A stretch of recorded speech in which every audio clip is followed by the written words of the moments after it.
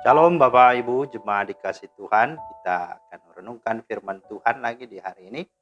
Mari kita berdoa. Bapa di sorga, di dalam nama Tuhan Yesus, kami sungguh bersyukur kesempatan lagi yang Kau anugerahkan kami hari yang baru. Kami akan melandasi dengan firman-Mu. Mari ya Roh Kudus, tuntun dan terangilah hati kami. Dalam nama Tuhan Yesus kami berdoa. Amin.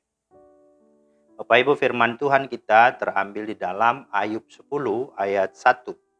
Aku telah bosan hidup, aku hendak melampiaskan keluhanku. Aku hendak berbicara dalam kepahitan jiwaku. Itulah firman Tuhan yang menjadi dasar renungan kita pada hari ini. Nah, tema kita hari ini adalah apakah Anda sudah bosan hidup? Nah, rasa frustrasi dan berujung kepada keputusasaan seringkali timbul ketika orang berada dalam situasi yang sangat sulit. Serasa tidak ada jalan keluar lagi. Ketika masalah itu datang bertubi-tubi, bahkan ketika beban hidup terasa berat. Dan puncak frustrasi dan putus asa adalah ketika dia tiba pada keadaan merasa bosan untuk hidup. Sehingga timbul niat untuk mengakhiri hidup saja karena merasa sudah tidak berarti lagi. Kondisi seperti ini pernah dirasakan oleh Ayub. Penderitaan datang secara bertubi-tubi membuatnya nyaris putus asa. Harta bendanya ludes, anak-anaknya mati, ya bahkan istri yang dikasihnya pun pergi meninggalkan dia. Kemalangan Ayub semakin lengkap sebab sahabat-sahabat terdekatnya juga beranjak menjauh darinya. Itulah dunia ini. Ketika seseorang sedang berada di atas dan berlimpah, harta sangatlah wajar bila banyak orang mengerumuninya. Tetapi begitu ia berada di bawah dan jatuh miskin, tak banyak orang yang mau berteman dengannya, alias ditinggalkan oleh teman-temannya. Amsal 14 ayat 20 berkata, juga oleh temannya orang miskin itu dibenci, tetapi sahabat orang kaya itu banyak. Istilah lainnya, di mana ada gula, di situ ada semut.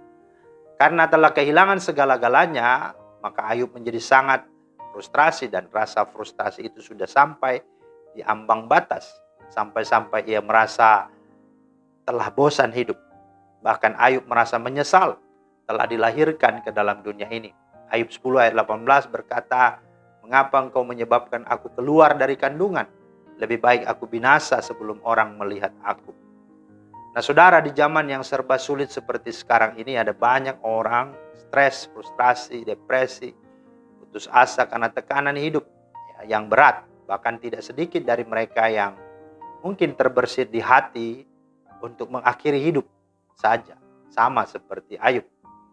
Nah memang reaksi tersebut adalah sangat manusiawi. Tetapi justru karena sangat manusiawi itulah membuat kita harusnya sadar bahwa kita ini memang manusia. Terbatas, rentan, dan ringkih dengan persoalan, apalagi seperti yang dialami Ayub. Dan oleh karenanya kita membutuhkan Tuhan. Maka jangan sekali-kali timbul keinginan dan niat untuk mengakhiri hidup. Bukankah hidup ini lebih penting daripada makanan dan pakaian?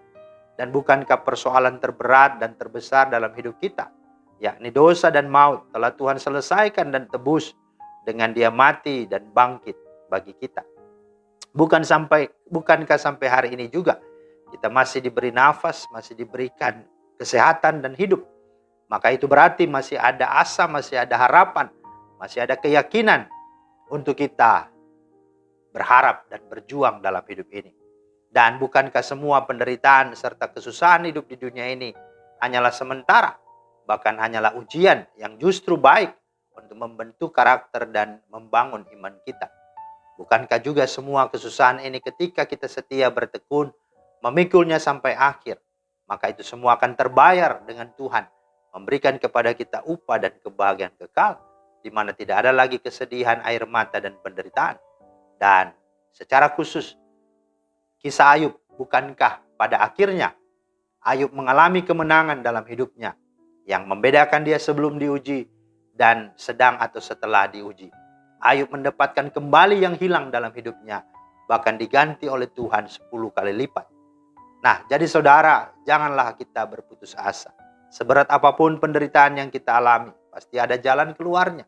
Jika sekarang ini engkau ada dalam kesesakan dan sudah merasa bosan untuk hidup, mari datanglah dan pandanglah kepada Kristus. Ibrani 12, 3-4. Ingatlah selalu akan Dia yang tekun menanggung bantahan yang sehebat itu terhadap dirinya dari pihak orang-orang berdosa, supaya jangan kamu menjadi lemah dan putus asa.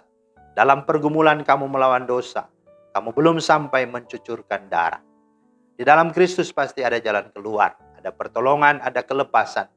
Dia saja yang adalah Tuhan, tidak pernah bosan-bosan dengan hidup yang Dia ciptakan, bahkan dengan diri saudara sendiri, dengan diri kita yang sebenarnya berdosa dan tidak layak, bahkan mungkin membosankannya.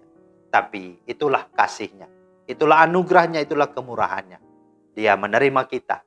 Bahkan dalam Mazmur 103, 13-14, Dia katakan, seperti Bapa sayang kepada anak-anaknya, demikian Tuhan sayang kepada orang-orang yang takut akan Dia. Sebab Dia sendiri tahu apa kita. Dia ingat bahwa kita ini debu. Bahkan Roma 8 ayat 32, Ia yang tidak menyayangkan anaknya sendiri, tetapi yang menyerahkannya bagi kita semua, bagaimanakah mungkin Ia tidak mengaruniakan segala sesuatu kepada kita bersama-sama dengan Dia? Karena itu, masihkah saudara meragukannya? Masihkah saudara putus asa dan mau mengakhiri hidup saudara dan berkata bosan hidup? Karena itu, bersyukurlah untuk hidup dan nafas yang masih Tuhan anugerahkan padamu. Dan perbaikilah mana yang menjadi penyebab engkau menjadi bosan hidup. Serta pergunakanlah atau isilah waktumu yang ada dengan segala hal-hal yang berguna, bermanfaat, dan yang bernilai kekekalan.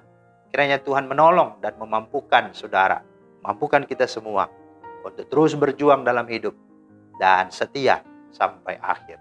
Tuhan kiranya memberkati dan menolong kita semua. Amin. Terima kasih Tuhan Yesus atas firman-Mu. Kembali mengingatkan kami untuk tetap meyakini, percaya bahwa Tuhan ada dan segala keadaan tidak menjadi masalah bagi kami. Tetapi biarlah itu semua membawa tantangan bagi kami untuk kami terus berjuang sampai akhir kami dengan setia mengikut Engkau. Demi Kristus Yesus kami berdoa. Amin. Demikianlah firman Tuhan hari ini. Kiranya menjadi berkat. Selamat beraktivitas. Tuhan Yesus memberkati. Shalom.